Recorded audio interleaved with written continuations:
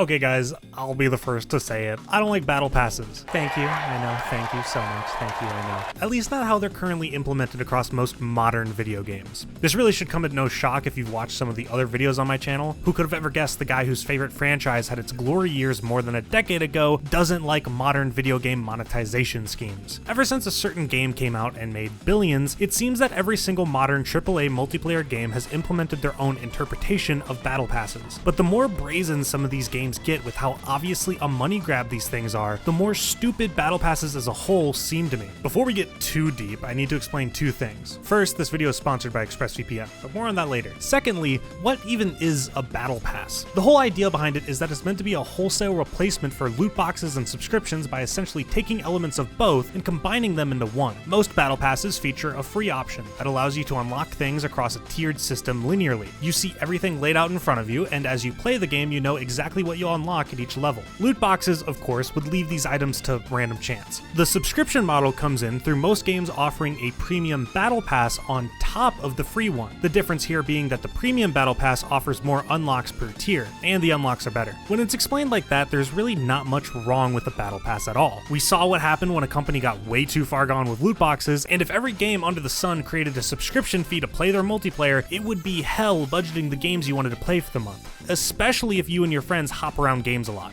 Battle passes look even better when you see that most of them only really feature cosmetics and maybe a couple little XP boosts as rewards when you pay for them. It's not pay to win, and the company making the game obviously needs a return on investment, so it seems that everyone in this situation wins, is what they'd want you to think. Let's go back to the year 2010, to a game that in my eyes nearly perfected video game customization, progression, and cosmetics: Halo Reach. The way Reach worked was extremely simple. You buy the game once for $60, and as you play matches in the campaign by yourself or with a friend, or screwed around a bit in Forge, or played multiplayer matches, you gained credits. These credits had two different purposes. The total amount of credits you ever earned were used to track what rank you were, like XP, and you could spend those credits on anything in the armory that you wanted to unlock. The amount of credits you got in a match of any of the previous game modes mentioned above were directly related to how good you did in that match, and on top of that, there were daily and weekly challenges for you to complete across multiple game modes. Now, admittedly, there are a few issues with Reach's progression when you use it as an example, like I am. It's important to realize that the gaming cosmetics landscape has shifted a little bit. Halo Reach didn't have anything like weapon skins, unlockable armor patterns, weapon charms, stickers, whatever else games include nowadays. There was also only like one special unlock or reward for doing difficult things in the game. Halo Reach featured a few specific things locked behind pre-orders or downloading Bungie's now defunct iOS app to get the once employee exclusive blue flames. What I'm trying to say here is that there's no Vidmaster Challenge recon unlock like Halo 3, or Call of Duty Gold and Diamond camos, or Overwatch's Reaper pixel spray. Rewards given to you for completing what the developer sees as a difficult task. I would still take Halo Reach's system, flaws it may have that I talked about or that people might point out in the comment section below and all, over Halo Infinite system any day of the week. What I'll also take any day of the week is ExpressVPN, the sponsor of this video. When it comes to these X Things Sucks videos, I usually always take the time out of my day to complain about something that I don't like. Normally this extends to companies, sometimes games, or with this video, things within games, which is why I'm surprised ExpressVPN is so willing to sponsor specifically these videos. I'm not complaining. I use ExpressVPN on a consistent basis whenever I'm just browsing the internet, because ISPs take your search history and sell it off to random people halfway across the globe. I don't even get any money from that deal. Why should they? Using ExpressVPN, I can connect to servers in a different country so my ISP sees nothing. I can also use that connection to a different country to watch Naruto Shippuden on Netflix because Funimation's website is actual garbage. Whenever I don't have ExpressVPN open, within 3 clicks the program is open, connected to the fastest server it recommends me, and I can immediately forget about it while it works in the background. If you're looking for a VPN that's fast enough for me to watch Totoro in my kitchen while connected to Netflix UK, easy to use, and if things do go wrong, you have access to 24/7 live chat customer support, and rated #1 by all of these companies for a reason, find out how you can get 3 months for free by going to expressvpn.com/Stryxo, link right at the top of the description. With the explanations and sponsor out of the way, I can finally talk about my first issue.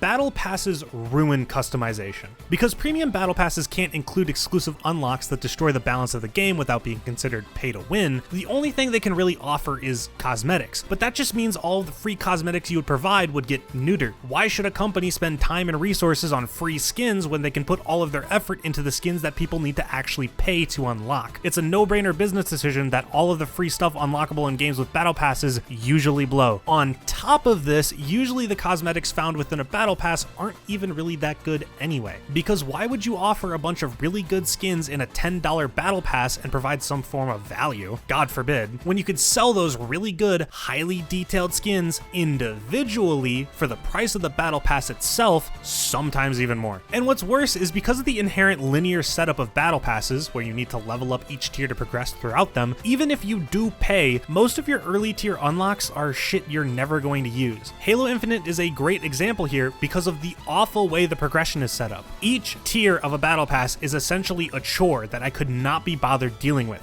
evident in the fact that I'm only at tier 9. Whenever I do actually go out of my way to play Halo Infinite and win my games while having fun, every single time I level up, I'm rewarded with bullshit like shoulder pads I'll never use, or a bunch of random junk that fills up the tiers, like challenge swaps. If I'm going to make fun of Halo Infinite and Call of Duty, I might as well get to issue 2. Not every game needs a battle pass. The simplest way I can explain this is by making a very simple statement. If I am already paying full price for a game to play its multiplayer, it does not need a battle pass. The last Call of Duty I purchased before MW2 2022 was Cold War. That game has a battle pass that is still ongoing and is up to season 6. It's pointless. There is zero justification for putting all of this stuff behind an extra $10 every season. 80% of it is actual junk and XP boosts, 10% is kinda cool, the other 10% is free. Just get rid of it. There's already a shop in every COD game now where people can buy skins for exorbitant prices, but I can at least see that these skins have been thought out somewhat when they're not just plagiarizing things from other people, at least compared to the lame shit in the battle pass. Also, there is no universe you can use to justify Red Dead Redemption 2 having a battle pass. There's no argument for it. Rockstar just wanted another GTA Online, and look how that turned out. Battle passes that are a part of free-to-play games are harder to make a case against. At the end of the day, the game is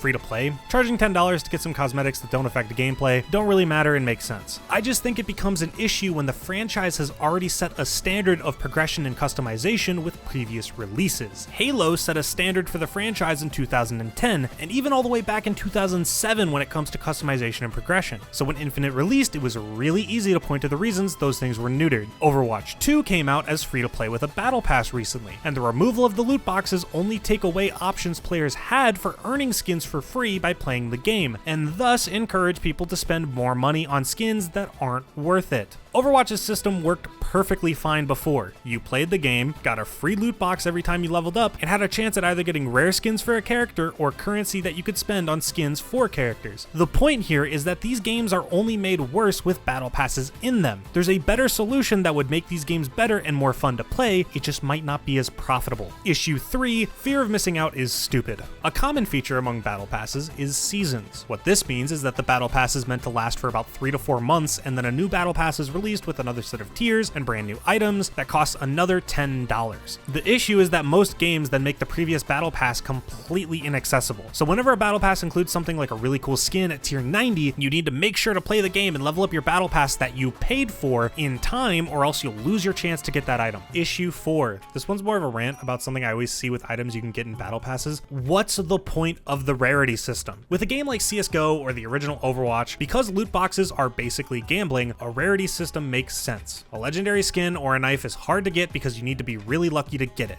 What makes this kill effect at tier 1 on the Halo Infinite Season 2 Battle Pass legendary? It's not even like Halo Infinite's Battle Passes suffer from fear of missing out. With the way they're set up, as long as you bought the Battle Pass, you'll always be able to level it, so what's the point of it being categorized? It's not even cool, it looks pretty bad. Why do games do this? Every single game I looked into for this video does this, and it confuses the fuck out of me. It genuinely feels like arbitrary garbage meant to make you feel better about the stupid things you get from these battle passes. Like, is Blizzard genuinely convinced little Timmy's out there going, "Whoa, Reaper eating a cookie is epic, I can't believe how good it is, wow, I'm so happy for spending $10 on this battle pass"? Come on, man. Now, through all of this, I'd like to say that I don't hate all battle passes. I'm cool with Fortnite's because a lot of the skins are actually pretty varied and the game is entirely free to play. Fortnite being the game to popularize the battle pass made it feel like its own thing for a little bit before every game ever adopted one. Also, some of the things added to Fortnite are just insane. This game gets celebrity celebrity concerts, promotions that let me play as Master Chief, Kakashi, Goku. If I played Fortnite for an extended period of time on the regular, I'd probably get the Battle Pass. It works for Fortnite. I also like MCC's Battle Pass-like progression because it's somewhat non-linear, doesn't suffer from fear of missing out, and is entirely free. I'm able to play 6 games in one application and unlock customization for Halo 3 by playing Halo 1 or Halo 2, and the XP is also tied to how good I do in a game. If you enjoy or buy into any of the Battle Passes I mentioned in this video, that's completely okay. I realize that a lot of my grievances here are personal. We're at a point where the video game industry at large is currently caught up in a Battle Pass phase that is insanely profitable and works wonders for holding retention in the games they're implemented in. It's truly only a matter of time until another company comes out with a brand new monetization scheme that is even more profitable than Battle Passes. Until then, if you want someone to blame for Battle Passes currently, to go all the way back to the source and blame the people who started it all, it was Dota 2.